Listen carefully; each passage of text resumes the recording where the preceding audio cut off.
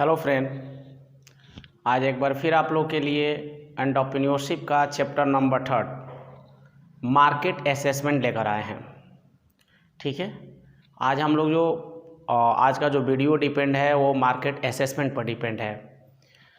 तो आज market assessment के बारे में पढ़ेंगे हम लोग। सबसे पहले हम लोग पढ़ लें कि मार्केट क्या है, क्योंकि हम लोग मार्केट असेसमेंट करने जा रहे हैं। तो सबसे पहले मार्केट को जानना बहुत क्या है, ज़रूरी है। तो हमने लिखा है in the traditional sense the term market refer to the place where buyers and seller to enter into transaction involving the exchange and service. अगर ट्रेडिशनल सेंस से देखा जाए तो मार्केट को हम लोग, आप भी जानते हैं और हम भी जानते हैं, एक ऐसे प्लेस को बोला जाता है जहाँ पर सेलर और बायर इकट्ठा होकर एक दूसरे से एक्सचेंज करते हैं, वस्तु की खरीद बिक्री करते हैं। तो उसको हम लोग बोलते हैं मार्केट। उसको क्या बोलते हैं हम लोग? मार्केट बोलते हैं। आप देखिए क्या बोलते हैं हम लोग? मार्केट। अगर एक बार और अब दोहराएं आप लोग को कि in the traditional sense the term market refer to the place where buyer and seller to enter into transaction involving the exchange and service.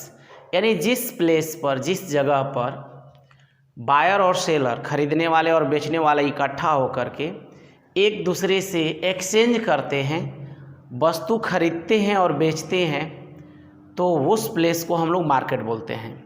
ये हमारी पुरानी जो विचारधारा उसके अनुसार है मार्केट का डिफिनीशन। यदि मॉडर्न के अकॉर्डिंग जाए, in the modern sense market refers to a set of actual and potential buyer of product और service.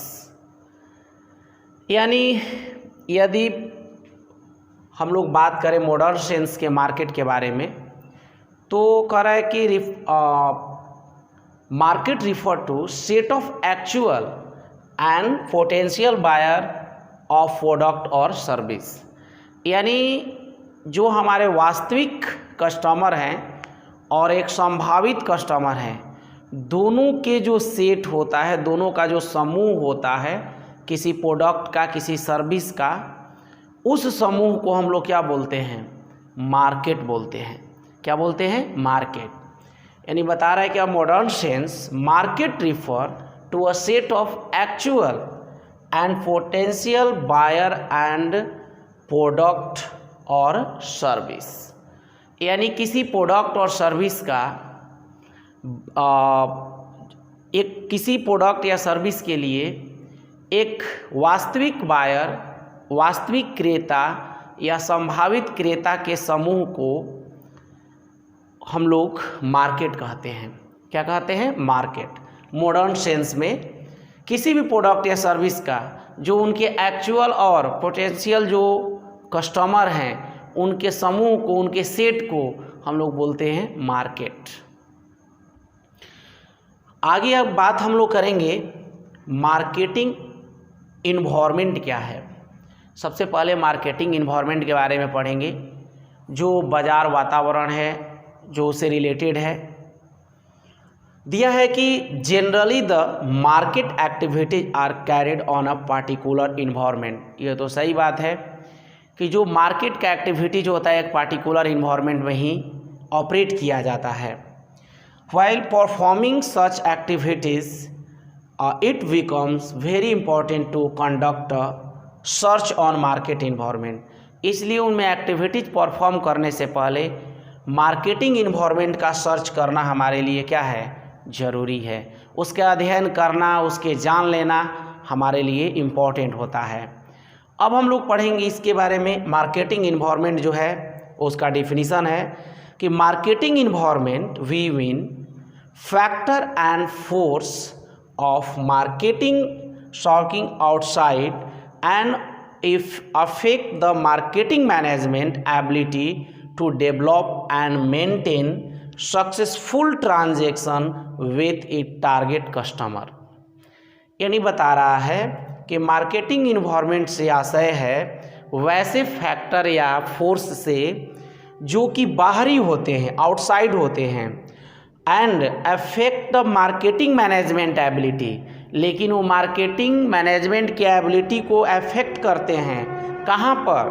The develop and maintain successful transaction with the target customer, यानी जो marketing management ability का ये effect करते हैं, वहाँ पर प्रभावित करते हैं जहाँ पर जो टारगेट कस्टमर हैं, जो संभावित, जो लक्षित जो हमारे कस्टमर हैं, उनके साथ जब हम अपने एबिलिटी को डेवलप या मेंटेन सक्सेसफुली करने जाते हैं, सक्सेसफुली करना चाहते हैं, उनसे अपनी मेंटेन करना चाहते हैं रिलेशन को, वहाँ पर ये हमें इफ़ेक्ट डालते हैं।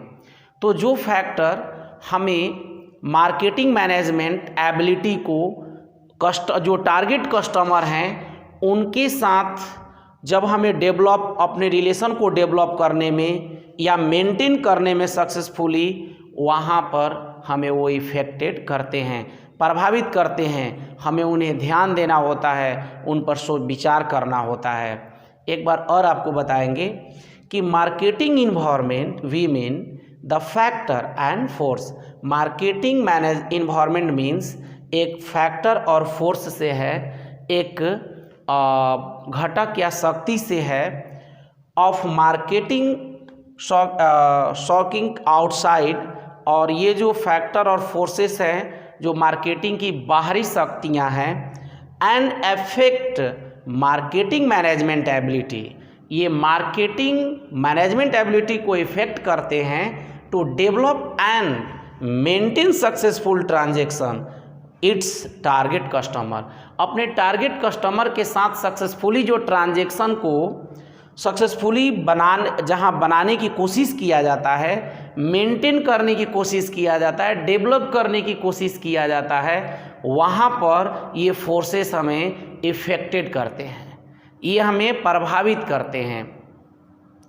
तो ऐसा फैक्टर, ऐसा फोर्सेस जो बाहरी होती है, लेकिन जो मार्केटिंग मैनेजमेंट एबिलिटी को जहां अपने टारगेट कस्टमर के साथ अपने एबिलिटी को डेवलप एंड मेंटेन सक्सेसफुली करना चाहता है, ट्रांजैक्शन को अपने टारगेट कस्टमर के साथ, वहां पर ये प्रभावित करता है। यानी जहां हम लोग अपने कस्टमर के बारे में कोई वस्तु बेचना चाहते हैं, कुछ उनके बारे में उनको वस्तु पहुंचाना चाहते हैं, तो ये ऐसा फैक्टर होते हैं जो हमें उन तक पहुंचाने में, उन तक ट्रांजैक्शन करने में हमें प्रभावित करते हैं, हमें इफेक्टेड करते हैं। अगर सिंपल भाषा में कहा जाए तो एक ऐसा फैक्टर, ऐसा फोर्सेस जो हमारे मार्केटिंग मैनेजमेंट की जो एबिलिटी है उनको डेवलप करने में, अपने टारगेट कस्टमर के साथ ट्रांजैक्शन को सक्सेसफुली बनाने में, उनके साथ बिजनेस करने में जो हमें प्रभावित करते हैं फैक्टर, फोर्सेस, उन्हें हम लोग मार्केटिंग इन्वायरमेंट कहते हैं। उन्हें क्या कहते हैं? Marketing environment.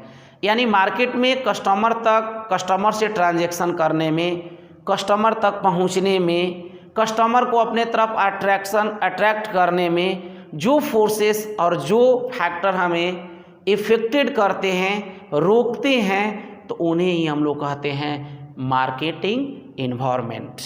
ठीक है, उम्मीद है समझ गए होंगे आप लोग।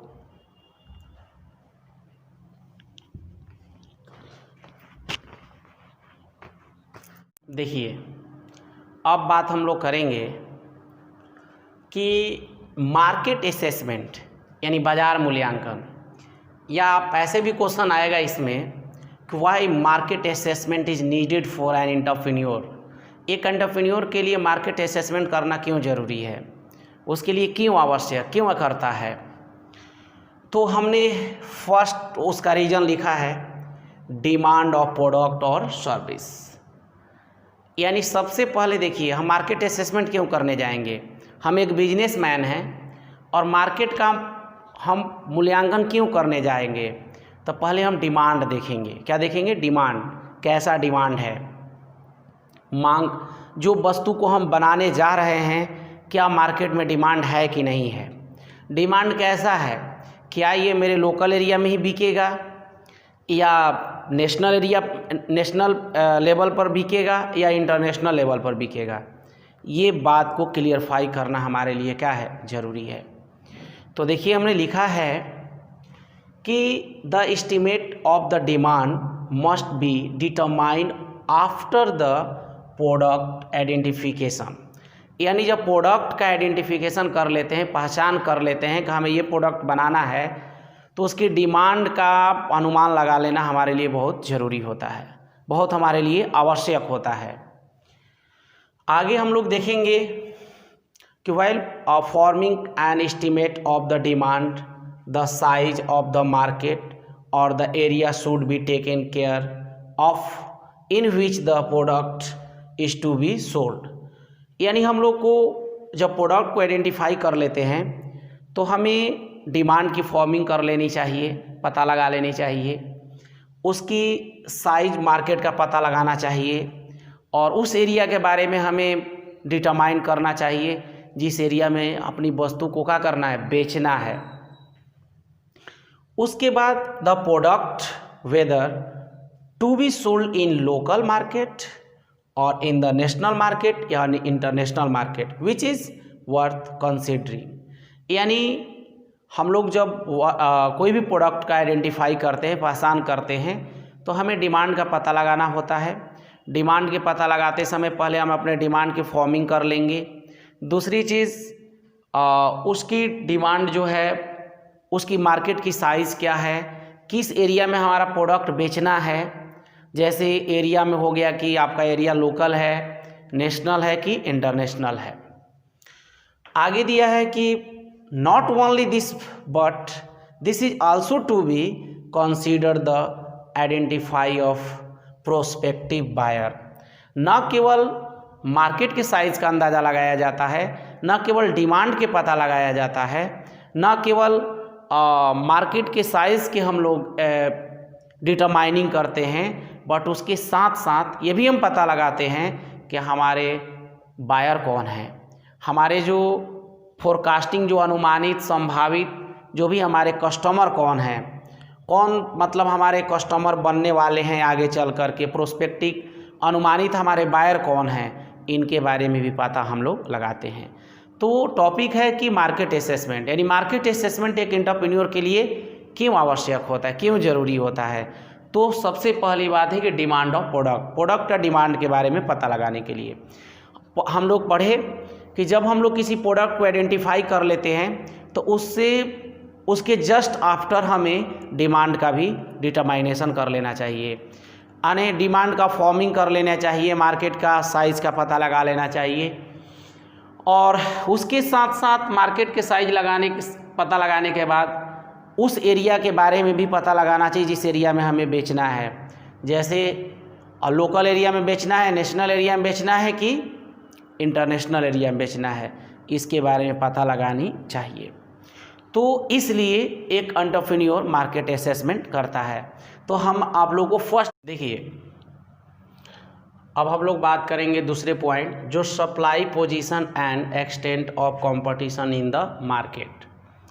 यानी वस्तु की जो सप्लाई करना है, सप्लाई की जो पोजीशन है, जो पूर्ति करना है जो मार्केट में, वो कैसे करना है और उससे रिलेटेड क्या कंपटीशन है, इसके बारे में जानकारी करने के लिए मार्केट असेसमेंट करना क्या है, ज़रूरी है। तो लिखा है हमने कि the aspect of supply of the product is of paramount importance at the time of market assessment. Market का जब असेसमेंट हम लोग कर रहे हैं तो उस टाइम हम लोग को जो बस प्रोडक्ट की सप्लाई है उसके बारे में, उसके सप्लाई के संबंध में उसके अनुमान लगा लेना, उसके बारे में जानकारियाँ करना, ये एक महत्वपूर्ण बातें हैं। वही बता रहा है कि the aspect of supply of the product is of paramount importance of the time of market assessment. यानी जो प्रोडक्ट का सप्लाई से संबंधित जो बातें हैं प्रोडक्ट की, उसके बारे में हमें मार्केट असेसमेंट के टाइम ये सप्लाई के बारे में पता लगा लेना, कैसे हमें सप्लाई करना है, कैसे पूर्ति करना है मार्केट में, ये एक महत्वपूर्ण बातें हैं। दिया है कि supply refer to the replenishment of goods from all resources. Supply means होता है कि जो भी संसाधन है आपके पास, चाहे मशीन, जैसे भी संसाधन है, उन सभी संसाधनों से प्रोडक्ट की पूर्ति करना, प्रोडक्ट की या गुड्स की क्या करना, पूर्ति करना। सप्लाई से आशय है कि जो गुड्स है वो replenishment of goods from all resources, यानी जो वस्तु है उसके मार्केट में ऑल रिसोर्सेज से उसकी प्रतिपूर्ति करना, सप्लाई करना, उसको ही बोलते हैं हम लोग। जितने हमारे पास रिसोर्सेज हैं, संसाधन हैं, उन सभी संसाधनों के माध्यम से मार्केट में अपने सप्लाई करना, अपने मार्केट में वस्तुओं का पूर्ति करना ही क्या कहलाता है, सप्लाई कहलाता है।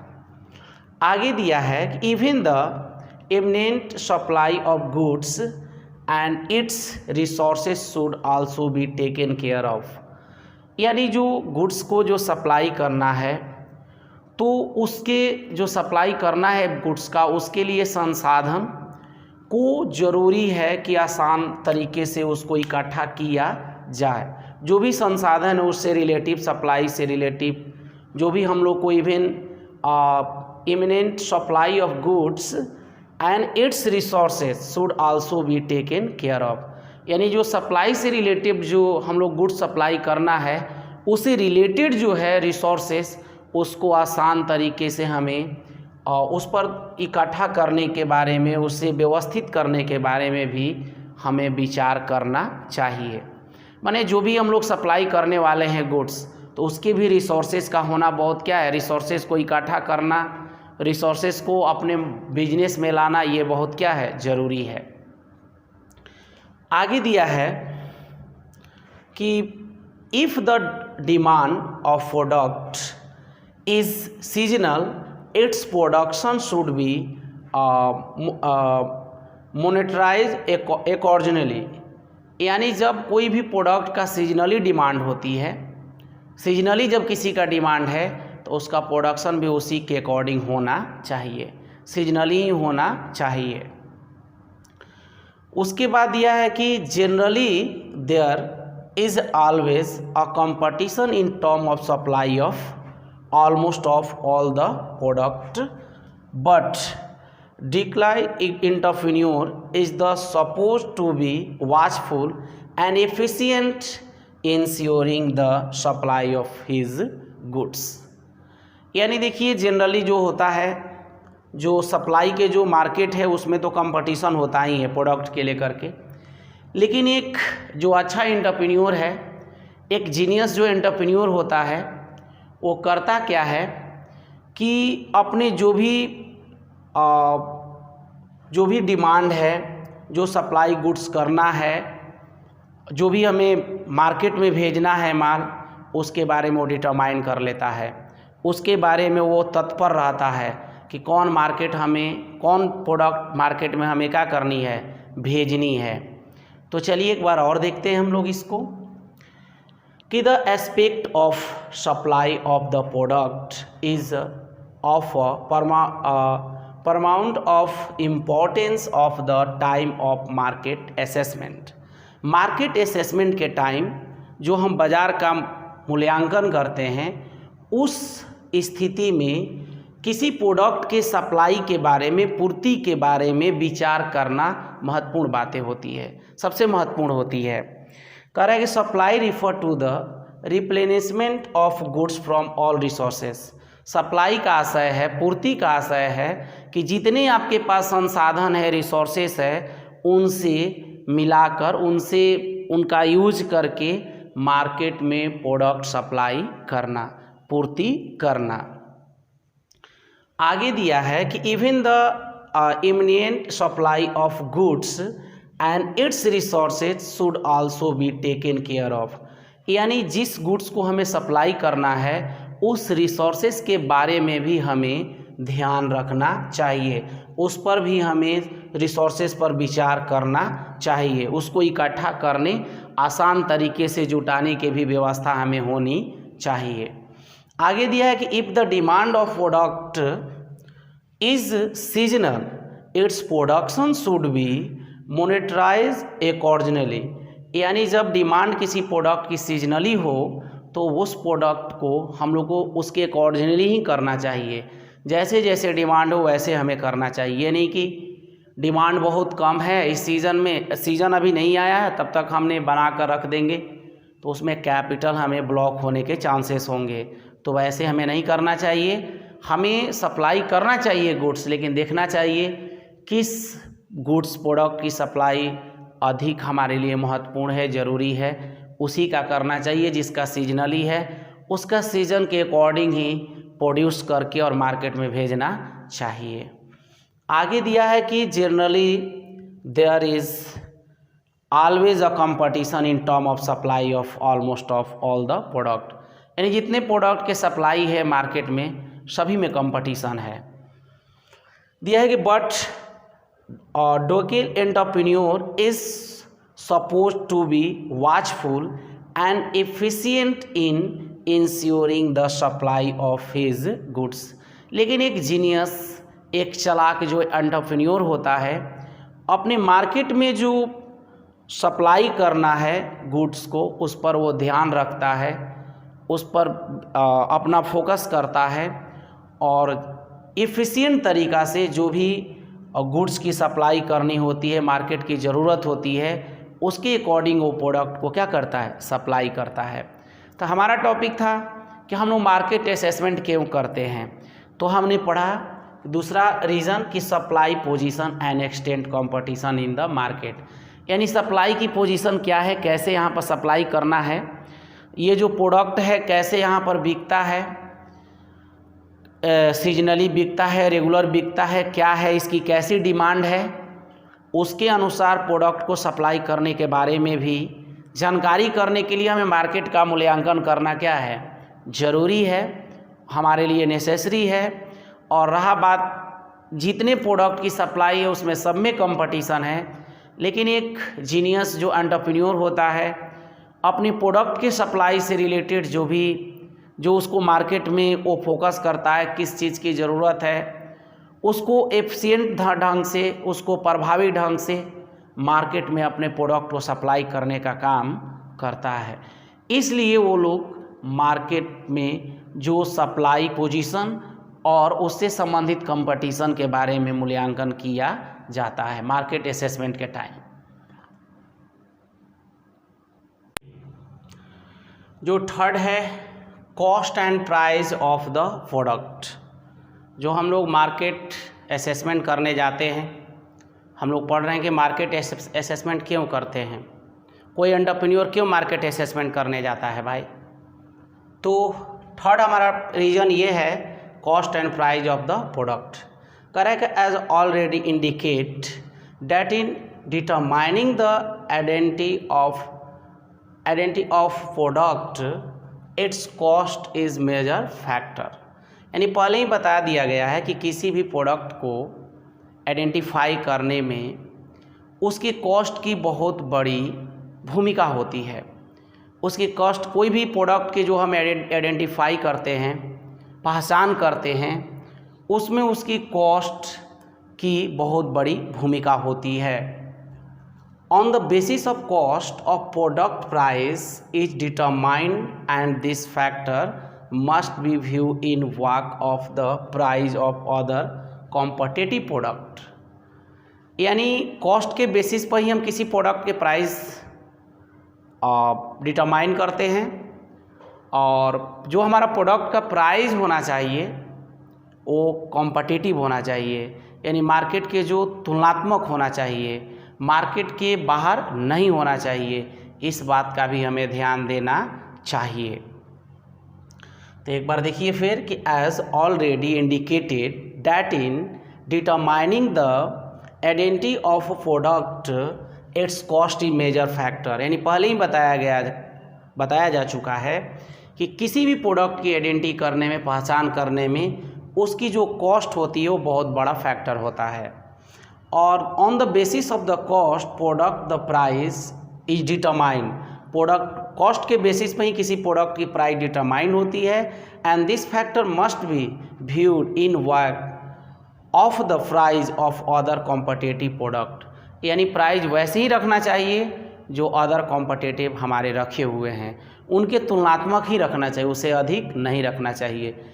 तो हमें पता चला कि हम लोग मार्केट असेसमेंट करने जाते हैं तो cost and price of the product के बारे में भी जानकारी करना है कि मार्केट में हम जो ये प्रोडक्ट बनाए, ऐसे प्रोडक्ट की प्राइस क्या रखा है हमारे कंपटीटर, ठीक है, और जो भी इस प्रोडक्ट की कॉस्ट क्या आएगी जो हम लाएंगे रॉ मटेरियल, तो उसकी कॉस्ट के पता लगाना और उस कॉस्ट के अकॉर्डिंग उसकी प्राइस सेट करना। और प्राइस जैसे मार्केट में जाने पे ही पता चलेगा कि कौन प्रोडक्ट का कितना प्राइस लोग रखा हुआ है हमारे कॉम्पिटिटर, हमारे जैसे बेचने वाले प्रोडक्ट, इसलिए मार्केट असेसमेंट करने जाना पड़ता है। फोर्थ है कि टेक्नोलॉजिकल इनोवेशन एंड चेंज। दिया गया the entrepreneur must forecast of technological innovation, यानी एक एंटरप्रेन्योर के लिए ज़रूरी है कि वो टेक्नोलॉजिकल इनोवेशन के लिए फोरकास्टिंग करना चाहिए, उसे अनुमान लगाना चाहिए, टेक्नोलॉजिकल उसे कोई खोज करनी चाहिए, उसके बारे में सोचना चाहिए।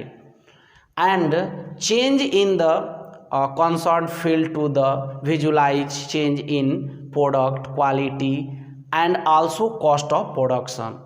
और उसके बाद सबसे पहले एंटरप्रेन्योर को फोरकास्टिंग करना चाहिए टेक्नोलॉजिकल इनोवेशन के बारे में, और दूसरी चीज़ अपने फील्ड में विजुलाइज यानी उसको आकार देना चाहिए, जो चेंजिंग लाते हैं, जो आप टेक्नोलॉजिकल इनोवेशन करते हैं उसको एक रूप दे करके अपने प्रोडक्ट क्वालिटी के और उसके साथ साथ कॉस्ट, प्रोडक्शन के कॉस्ट में चेंजिंग लाने का आप काम करेंगे।